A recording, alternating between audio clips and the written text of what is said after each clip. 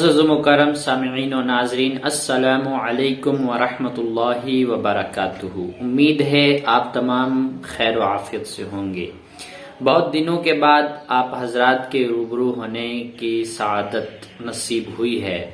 دراصل میرا امتحان چل رہا تھا اور خود میں یہاں منکوٹ میں مدرسہ حنفیہ رضویہ رضا جامع مسجد منکوٹ کے طلبہ کو بھی پڑھاتا ہوں، ان کا بھی امتحان لینا تھا، رزلٹ بنانا تھا۔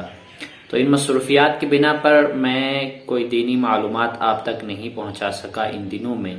تو آج میں نے وقت نکالا ہے کہ آپ تک ایک ضروری مسئلہ بیان فرماؤں۔ امید ہے آپ حضرات اس کو سماعت کریں گے اور جہاں تک ہو سکے گا لوگوں تک پہنچائیں گے، خود بھی عمل کریں گے اور لوگوں کو بھی عمل کرنے کی تلقین کریں گے۔ حضرات گرامی، ہمارے معاشرے میں برائیوں کی کمی نہیں ہے۔ بے شمار برائیاں ہم اور آپ آئے دن اپنی آنکھوں سے دیکھتے ہیں، اپنے کانوں سے سنتے ہیں۔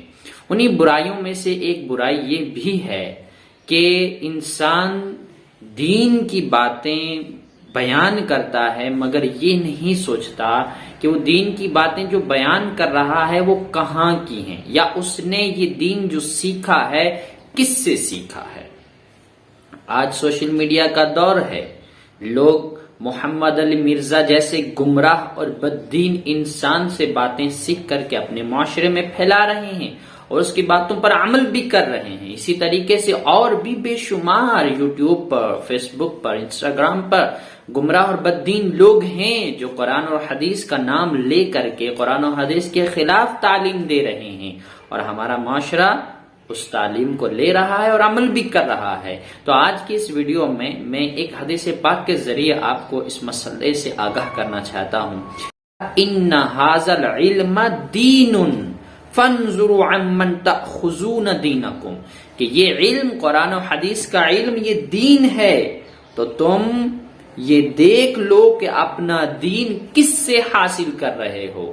جس سے تم دین حاصل کر رہے ہو، دین کی معلومات لے رہے ہو، آیا اس نے بھی کہیں دین حاصل کیا ہے یا صرف اردو کچھ جانتا ہے اور یہود و نصارہ سے اس کو پیسہ ملتا ہے، جیسے کہ محمد علی مرزا انجینئر ہے تو اس سے تم دین حاصل کر رہے ہو۔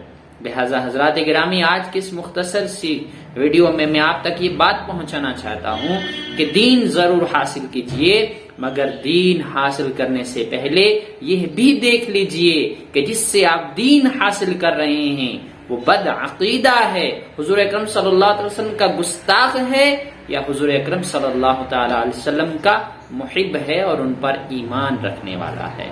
وما علینا الا البلاغ۔ السلام علیکم ورحمۃ اللہ وبرکاتہ۔